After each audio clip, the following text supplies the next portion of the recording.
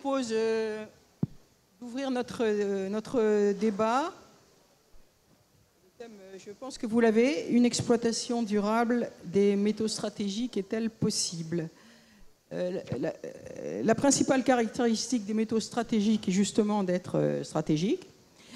Si la transition énergétique est pavée de bonnes intentions, elle est aussi pleine de dangers, peut même se transformer en arme de guerre commerciale. Ainsi, à peine quelques jours, la Chine tape où ça fait mal quand elle vient de durcir les conditions d'exportation de deux métaux essentiels à la fabrication des semi-conducteurs. Tout ceci pour dire que notre débat est tout aussi stratégique. Celui-ci sera coordonné par Valérie Mignon. Elle est membre du Cercle des économistes, professeure à Nanterre et spécialiste d'économie internationale. Ont accepté de participer à ce débat et nous les en remercions chaudement, et je dirais même très chaudement. Christelle Bory, qui est présidente directrice générale d'Eramet depuis mai 2017. Elle est passée par Péchiné, Alcan, Rio Tinto. Elle connaît par cœur le monde de la mine. Elle pourra nous dire comment ce secteur réputé rébarbatif est devenu celui où il faut être. Et la France, avec Eramet, a la chance de l'être. André Leusgrug-Pietri est président de l'initiative commune européenne, la JEDI, faite pour que l'Europe reprenne l'initiative sur l'innovation de rupture. Il est notamment passé par le ministère des Armées, a géré plusieurs fonds d'investissement pour lesquels il a passé 10 ans en Chine. La Chine, c'est vraiment l'éléphant dans la pièce. Je suppose que nous allons beaucoup en parler. Maher Chebo a passé 20 ans chez SAP. Aujourd'hui, comme directeur général d'Envision Digital Europe, il veille notamment à développer des missions de décarbonation par le numérique. La technologie est bien sûr l'autre nerf de la guerre de la transition énergétique. Enfin, Arlan Chikaoui, président exécutif du centre d'études NSV établi en Algérie depuis 1993. Il a beaucoup travaillé sur les enjeux industriels des ressources en minerais rares. Il est aussi un excellent observateur des enjeux et des influences qui se croisent dans la région de l'Afrique du Nord et du Moyen-Orient. Voilà, Valérie, c'est à vous pour lancer notre débat. Merci beaucoup, Sabine. Donc, bonjour à tous.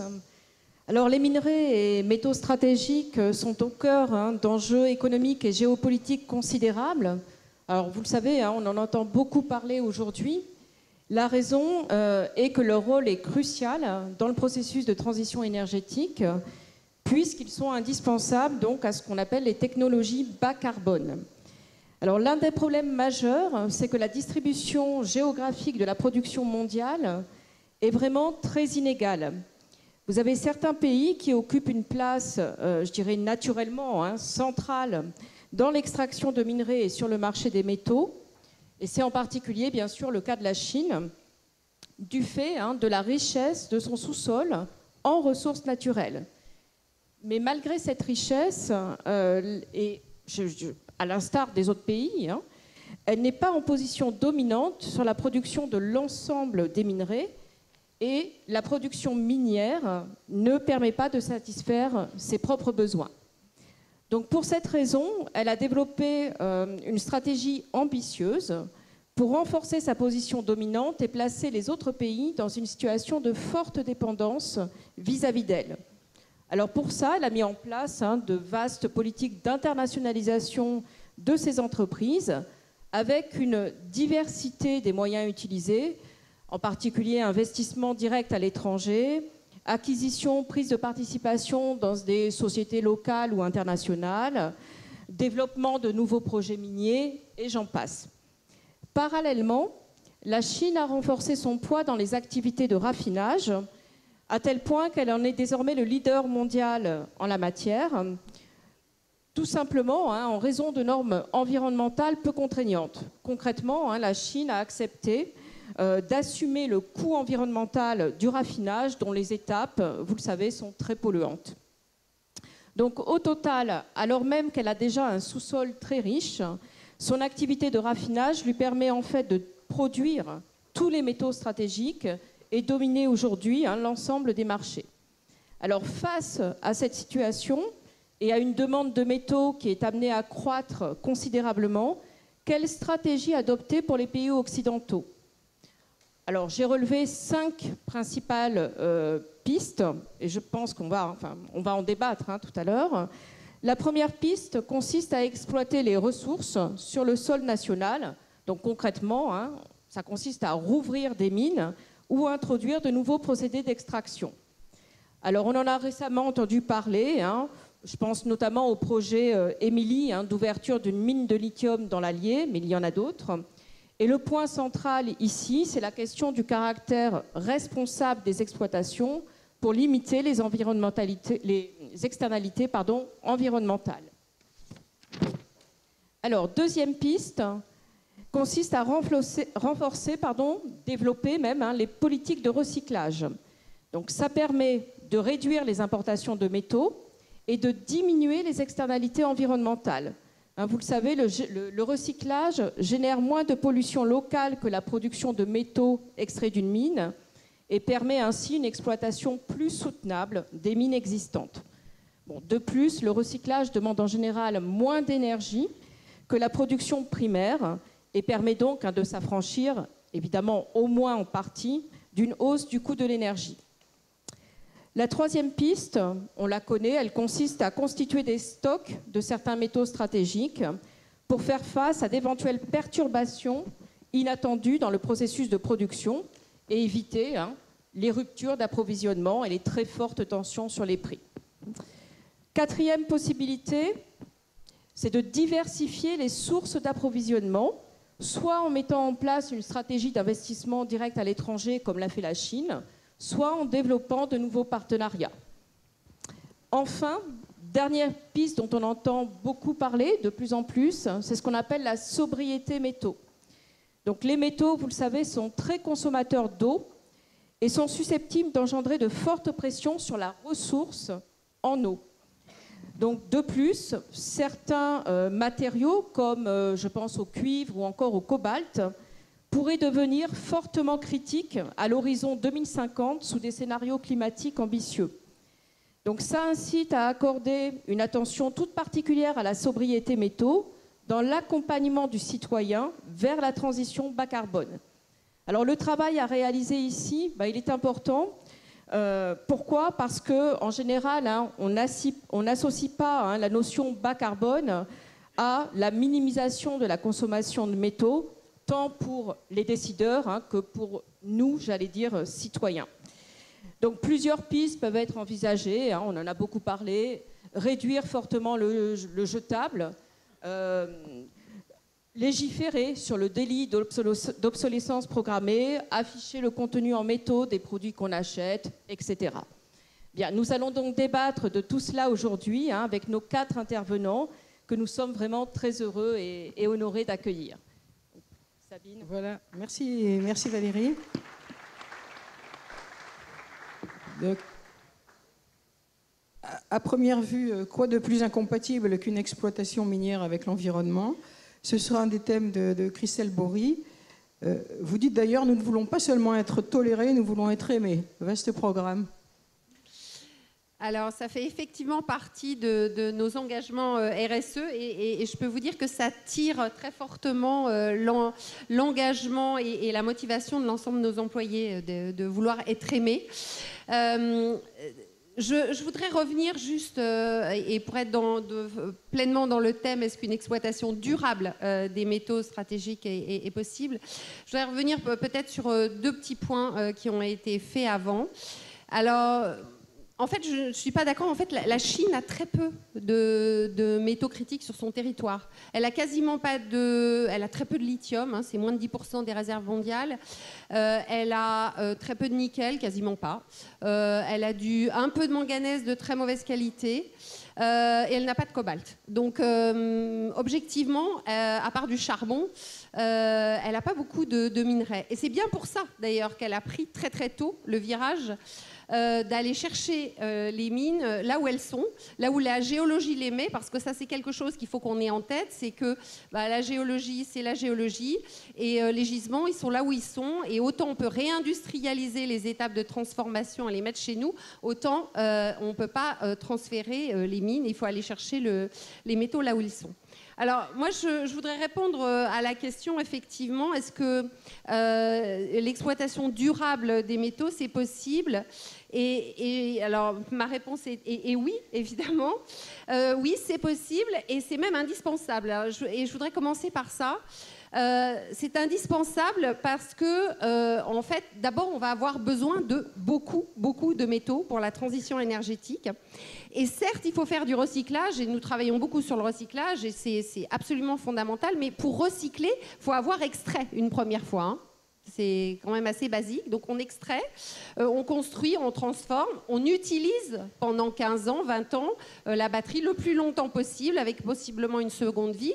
Et après, on peut la recycler. Donc le recyclage, notamment de tous ces matériaux pour la transition énergétique, il deviendra important, matériel, je dirais, dans l'approvisionnement, dans 20 à 30 ans.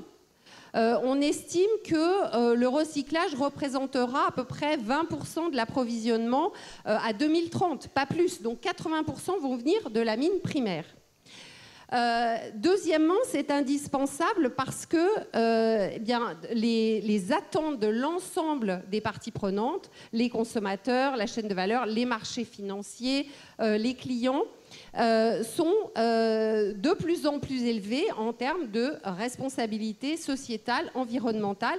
Et donc, ce qui était, je dirais, du nice to have il y a encore quelques années, devient un must absolu maintenant. Et donc, on n'a pas le choix. Alors maintenant, est-ce que c'est possible et comment on s'y prend ? D'abord, c'est, je pense, essentiellement une question de volonté, d'ambition, parce que les technologies et les méthodes, elles existent. Le seul sujet, c'est qu'elles sont souvent plus chères. Donc, il y a un impact sur les prix à la fin. Mais les méthodes existent. Il faut d'abord avoir cette ambition. Chez Eramet, on a mis, comme vous l'avez dit, la responsabilité sociétale et environnementale au cœur du modèle. Hein. Dès 2018, le pilier central de la stratégie d'Eramet, c'était d'être une entreprise citoyenne engagée et contributive. On l'a traduit dans une raison d'être très orientée sociétale, transformation responsable, bien vivre ensemble. Et qui sont vraiment la boussole de tout ce que nous faisons chez Eramet. Chez Eramet, être performant en RSE pour les managers d'Eramet, c'est aussi important dans leur développement de carrière que d'être performant au niveau opérationnel ou financier. C'est bien aussi important. Donc, il y a une question d'ambition. Après, est-ce qu'on a effectivement les méthodes ? Et ce qui est important, c'est d'avoir une approche globale. Parce qu'on s'inscrit, la mine durable, c'est une approche en écosystème. On s'inscrit dans un paysage géographique, économique et culturel.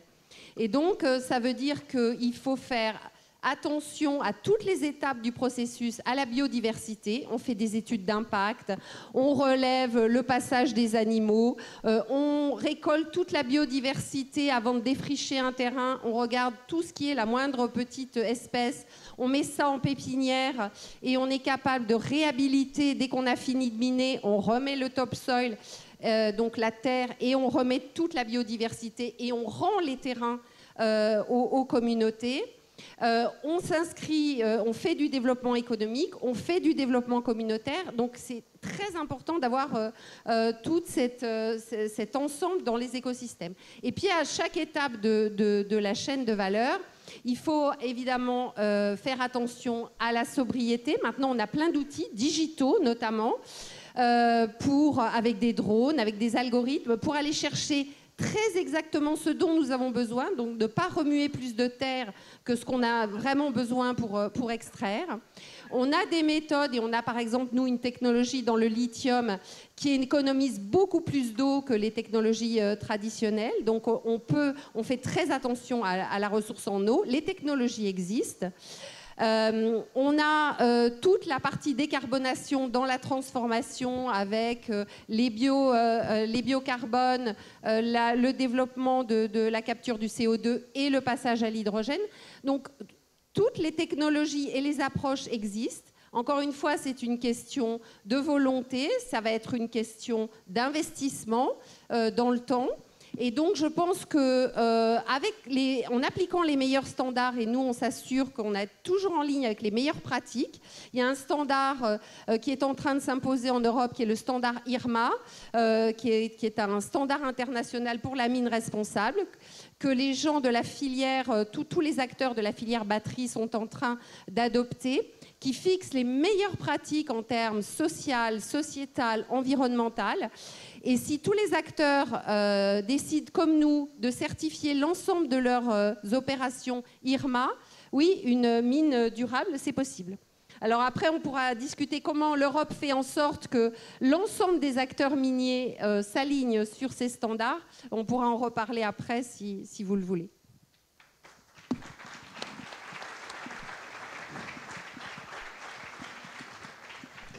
Merci beaucoup. Vous nous avez pratiquement convaincus. On a compris aussi que la technologie restait centrale et ses progrès. L'autre question est peut-être aussi de savoir si la Chine n'a pas déjà plié le match. Vous me direz qu'un match ne se gagne qu'à la dernière balle. Donc, monsieur André Losvig Krung-Pietri, vous voulez nous parler, vous, je crois, des enjeux technologiques? Oui, bonjour à tous. Merci. Je vais vous parler effectivement à la fois de politique industrielle version chinoise et d'innovation. Alors, 3 chiffres. 97%, 94%, 83%. 97%, c'est la proportion que contrôle la Chine sur le raffinage, et Christelle l'a bien dit, de ce qu'on appelle les aimants permanents. Alors les aimants permanents, vous allez vous dire qu'est-ce que c'est? Pour nous, c'est absolument central en Europe, puisque c'est ce qui permet de faire des éoliennes offshore, ce qui permet d'éviter les boîtes de vitesse dans les éoliennes, et donc les coûts de maintenance très élevés à l'écart des côtes, et également les moteurs électriques, pour les rendre plus performants par rapport à... rappel de vos cours de physique, un stator ou un rotor classique, du bobinage classique. 97%. Donc aujourd'hui, puisqu'on est là aussi pour réveiller un peu tout le monde dans cette torpeur estivale, on peut dire que le Green Deal européen est en train de devenir un Buy from China deal. C'est-à-dire que si on n'y prend pas garde, et Dieu sait que je suis attaché à la transition énergétique, on est en train de recréer une dépendance bien plus élevée que celle qu'on a eue avec la Russie. 94% et 83%, c'est les deux éléments dont on a beaucoup entendu parler dans les derniers jours, puisque la Chine vient de décider des licences d'exportation, c'est-à-dire comme d'habitude en Chine, elle ne met pas forcément en œuvre, mais elle menace. Et vous en avez tous utilisé du gallium ce matin, puisque ça sert notamment aux chargeurs, ça sert à l'électronique de puissance, tiens comme par hasard, ce qui est clé aujourd'hui dans les moteurs électriques. Et alors le germanium, c'est un peu plus particulier, mais c'est stratégique, puisque notamment on l'utilise dans, évidemment, les semi-conducteurs, et les panneaux, mais surtout les lunettes à vision nocturne. Et la Chine a fait ça depuis 15 ans. Donc quand j'entends certains responsables publics et privés dire on découvre le sujet, c'est faux. En 90, dans les années 90, 2 chiffres également, les États-Unis contrôlaient entre 50 et 75% de la production de ce qu'on appelle les terres rares. Donc c'est une partie, c'est en gros 17 éléments qui sont particulièrement magnéto-réactifs, avec des noms très, très, très exotiques.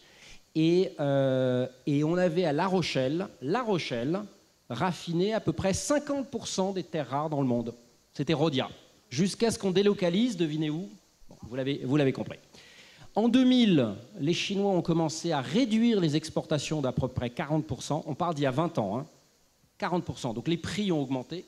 Il y a eu un choc en 2010 que nos amis japonais se souviennent très bien. Il y a eu un Premier ministre japonais qui a eu la bonne idée, et je préfère préciser parce que parfois les plaisanteries ne sont pas d'aller visiter un de ces fameux sanctuaires où il y a quelques criminels de guerre.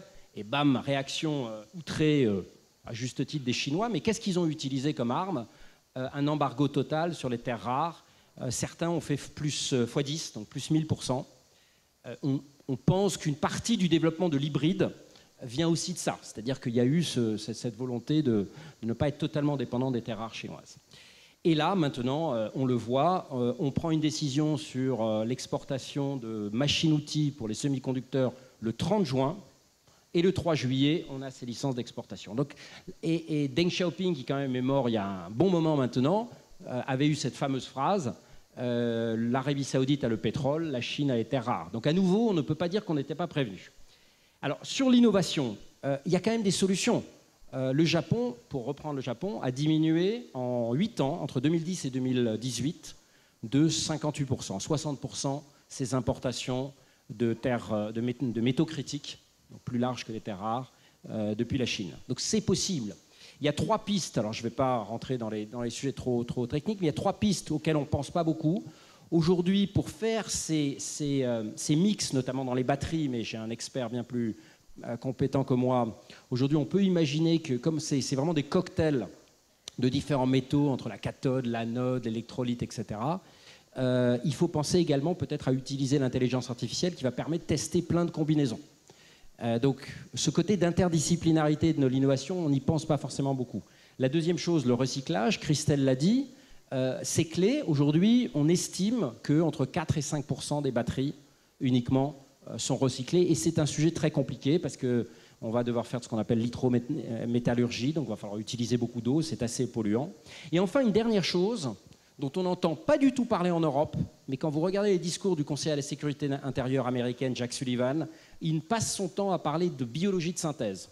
Alors c'est peut-être le coup d'après, que nous, on s'intéresse particulièrement, mais on peut imaginer qu'une partie de nos économies, et je pense que ça réconciliera demain et le futur, et un peu redonner de l'espoir, ça sera de passer à une économie de la génération, où on produira du cuir, on produira du lait, on produira de la viande et on produira peut-être des remplaçants aux métaux critiques qu'on extrait avec les processus biologiques de la nature. Je pense que ce n'est pas du tout quelque chose qui est impossible, mais je trouve que là-dessus aussi, en Europe, on doit beaucoup plus penser. Enfin, dernier point, pour conclure, c'est que c'est un sujet véritablement politique. Qu'est-ce que ça... En fait, ce sujet des terres rares et des métaux critiques, il pose le problème de la politique industrielle et de l'anticipation. C'était prévu. Donc, comment est-ce qu'on remet du long terme dans nos démocraties? Et ce qui est quand même phénoménal, et on l'a vu avec le Covid, et on le voit aujourd'hui avec ça, c'est qu'aujourd'hui, c'est les pays autoritaires qui ont une vision long terme pour des très mauvaises raisons. Moi, je pense que le vrai ennemi pour les pays, pour nos valeurs humanistes, c'est le Parti communiste chinois. C'est pas la Chine, c'est le Parti communiste chinois. Ça, c'est un système de valeurs contre lequel il faut se battre. Mais il ne faut pas lui laisser le monopole de la pensée de long terme et de l'agilité à court terme. Deuxième chose, l'exécution. J'ai l'impression qu'en Europe, chaque fois qu'on a un problème, on crée un fonds. Le problème, c'est qu'il s'agit de mettre en œuvre ce fonds. Je rappelle quand même que le fameux fonds de 750 milliards d'euros qu'on a créé juste après la crise du Covid en mai 2020 n'a été investi qu'à 21%. C'est une honte absolue. Et ensuite, maintenant, on va encore chercher de l'argent supplémentaire. Donc il faut beaucoup plus être exigeant sur l'exécution. J'ai même tendance à dire, même si je respecte beaucoup le volontarisme de certains commissaires européens et de certains décideurs politiques français, allemands, etc., c'est que derrière les grands discours, parfois, ça donne l'impression qu'on agit, ça enlève ce qu'on appelle le sentiment d'urgence. Je pense qu'il faut être beaucoup plus sur l'exécution. Et enfin, dernière chose, c'est le fameux coup d'après. Nous, on essaye justement d'investir dans des sujets qui sont trop risqués ou trop long terme pour le secteur privé. Et là, on a le vrai rôle de l'État. C'est-à-dire que, numéro 1, il faut redonner une vision, il faut redonner un projet de société. Je ne pense pas que personne soit excité sur créer des métaux rares ou créer un ordinateur quantique. Il faut expliquer aussi, il faut que ça soit quelque chose qui soit un projet de société. Je rappelle ce discours de Kennedy, alors c'est sur un autre sujet, sur la conquête de la Lune, qui en 62 disait un objectif très simple. On amène quelqu'un sur la Lune, avant la fin de la décennie, on le ramène en bonne santé. Et autour de ça, il y a eu 10 000 projets industriels. On manque de ce genre de projets de société. Et je rappelle que sur les terres rares, ce qui a permis de les synthétiser, c'était le projet Manhattan. Et la deuxième chose, et c'est mon dernier point, on est tous un peu schizophrènes. J'adore écouter des gens très libéraux qui disent il faut faire plus, etc., mais qui à la fin se tournent vers l'État. Donc j'ai aussi envie d'en appeler aux entrepreneurs, aux grandes entreprises, aux petites entreprises qui sont dans la salle en disant on peut évidemment espérer qu'on ait un État et une Commission européenne plus agile, plus prospective, etc. Mais je pense que c'est aussi à nous, comme dans l'éducation, mais également dans la recherche, que la société civile se mobilise et commencent à montrer la voie et n'attendent pas tout d'un État centralisé. Merci.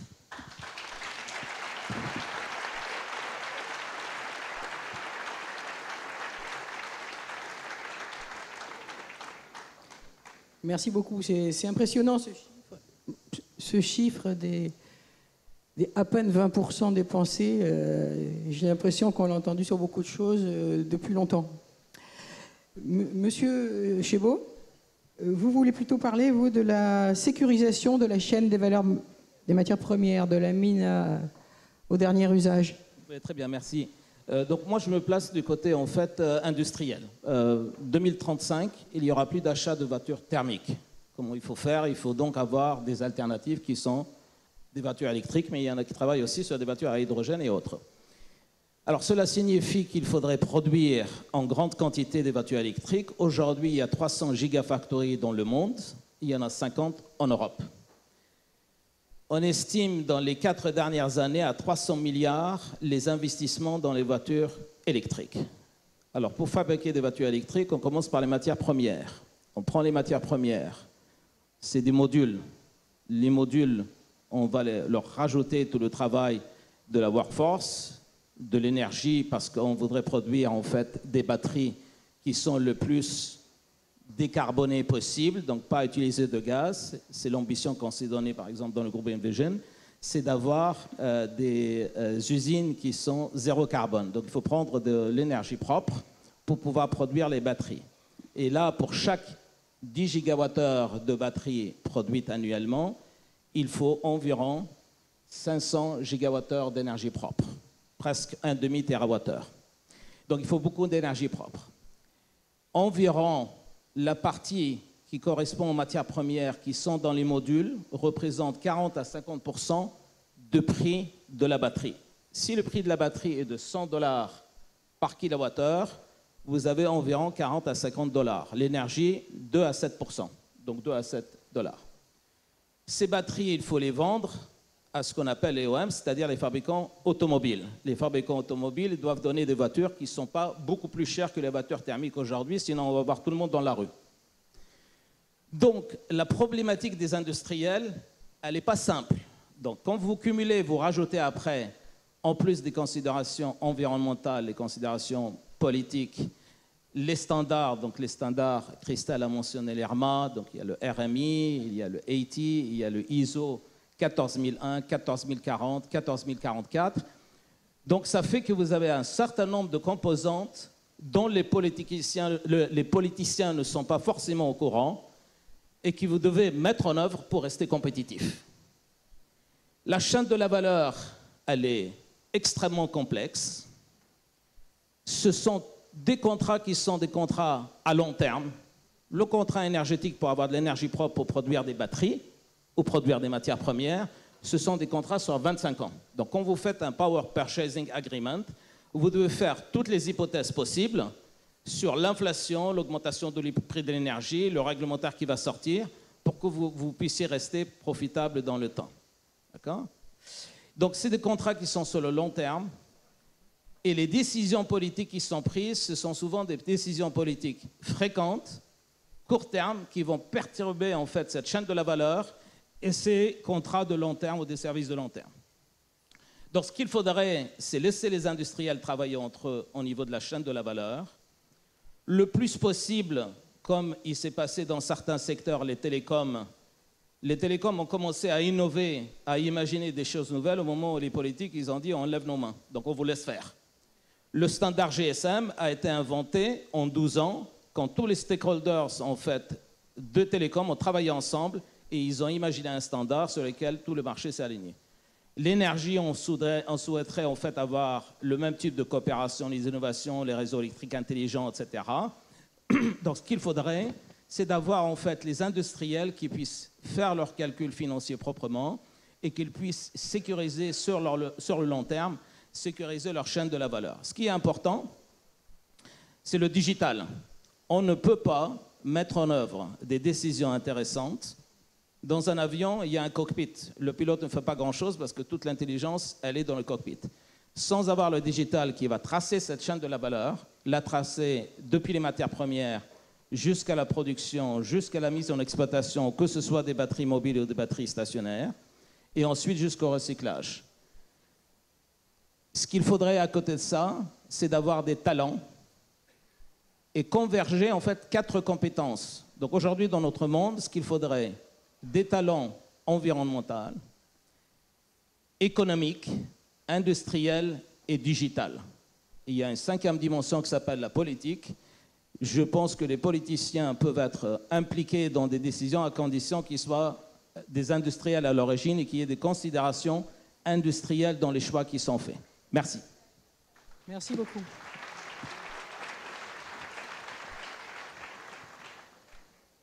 Arlan Chikaoui, c'est à vous. Vous allez nous dire, je pense, les atouts et les enjeux de la région de l'Afrique du Nord et du Moyen-Orient qui est la vôtre. Là aussi plane l'ombre chinoise. Coopération ou confrontation, comme vous nous disiez tout à l'heure. Merci. Alors, en fait, effectivement, vous avez lancé les 2 mots-clés, le vocabulaire clé, et allons-nous vers une confrontation ou vers une coopération partagée? Donc, c'est une question de perception.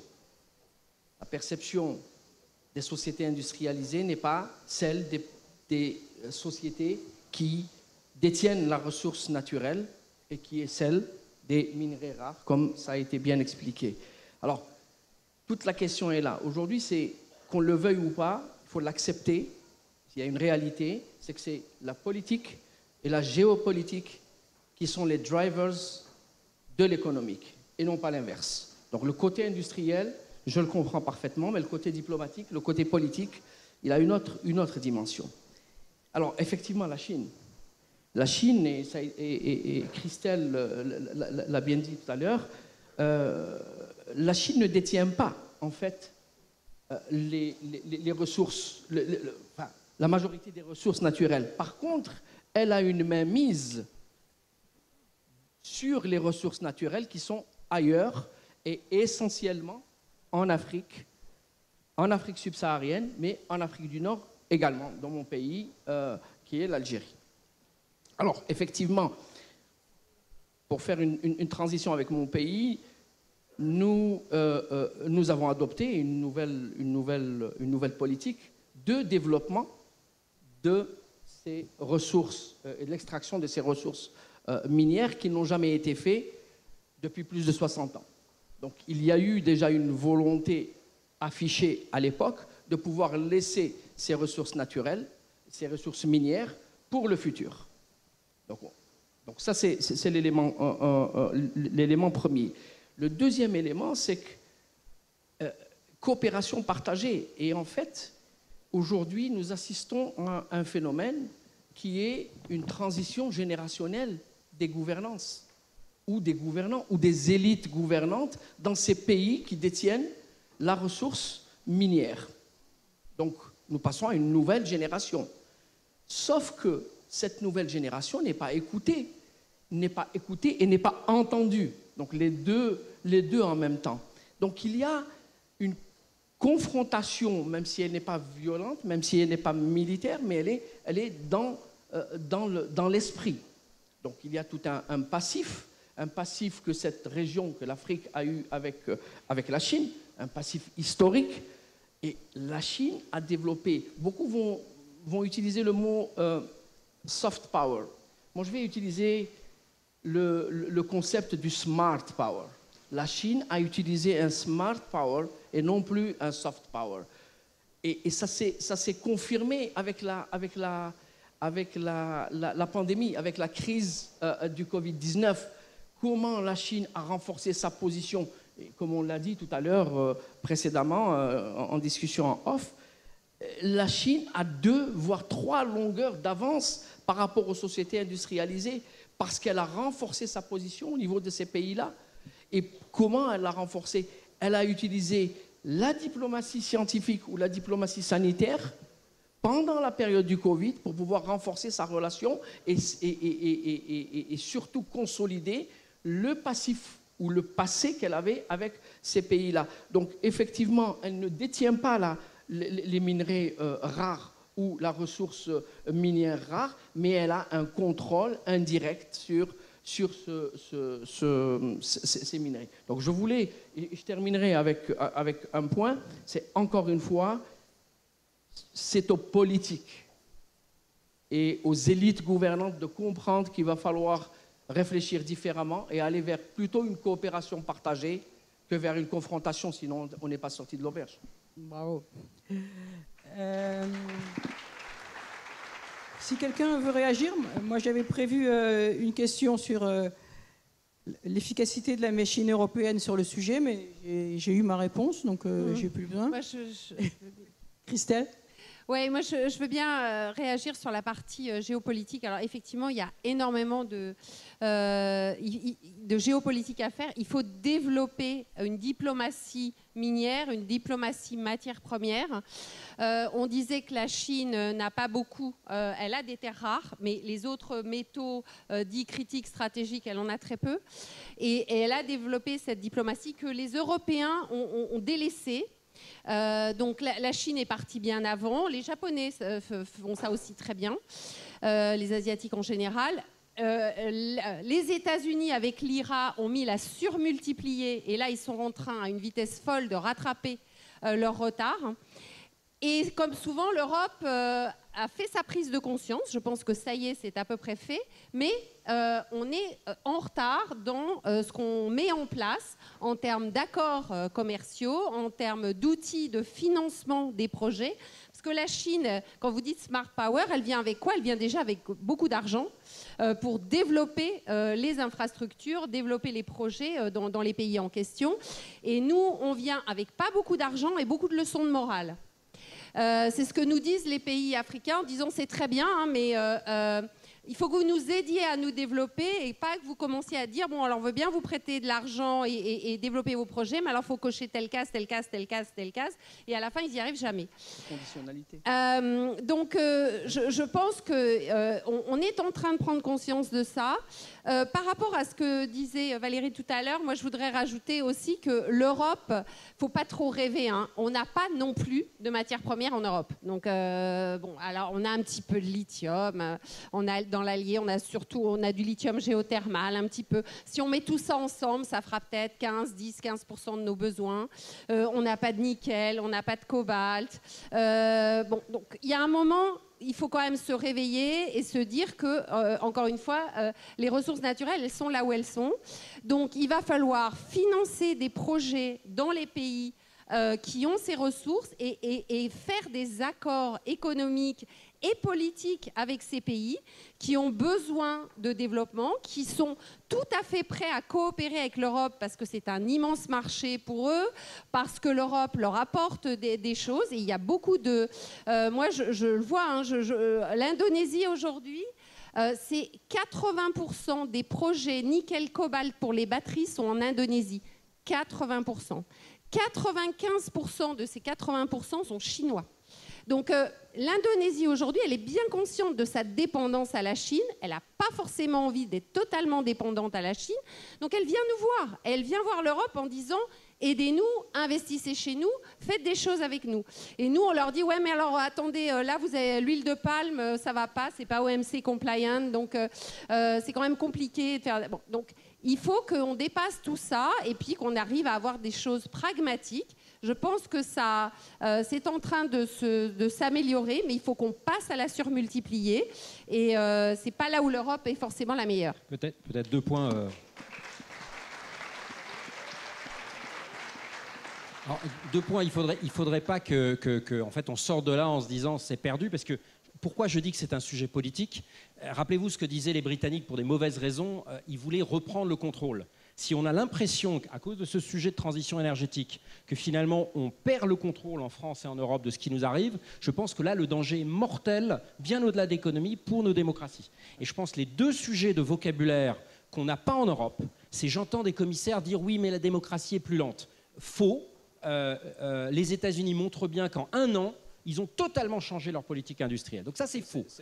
Et deuxième chose, c'est l'exécution, ce que les jeunes générations appelleraient l'impact. Il faut arrêter les grands discours, mais il faut montrer qu'il y a un impact sur le... Et l'impact, c'est de mettre en place cette diplomatie, c'est de mettre en place aussi des innovations. Je pense qu'il faut viser effectivement l'immédiat, mais il faut aussi penser au coup d'après. Et le coup d'après, il sera probablement pas dans les métaux, il sera peut-être dans des sujets qu'on peut générer et qui éviterait les dépendances de notre sol ou qu'on peut pas régler. Donc impact et vitesse. Et quand les gens disent, et je pense que c'est pas d'être contre l'Europe que de dire ça, mais je pense qu'on a besoin de changer radicalement la manière dont nos systèmes bureaucratiques fonctionnent. Aujourd'hui, ils sont avec des pieds de plomb.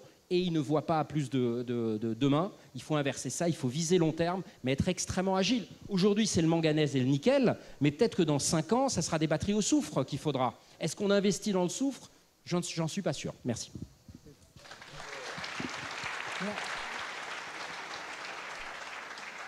Arlan, vous voulez une demi-seconde? Juste rapidement. Les États-Unis, c'est aussi un grand danger en fait pour les industriels. 2/3 des 50 gigafactories en Europe c'est un grand risque à cause de l'IRA aux États-Unis.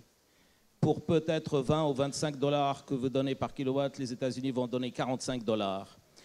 En plus de ça, il y a l'exécution. Dès que vous vous lancez sur un projet industriel aux États-Unis, ils vous donnent tout de suite de l'argent. En Europe, c'est encore les dossiers, l'évaluation des dossiers. Après 1 an, vous en êtes encore là. Donc, la partie en fait qu'il faudrait faire, il faudrait au début réagir, arriver un jour à avoir peut-être dans les rencontres économiques ou bien à Davos, les pays qui se mettent d'accord sur à quel niveau les politiques doivent rester impliqués ou ne plus être impliqués dans ce monde industriel qui ne demande qu'à travailler entre eux sans contrainte. Bon.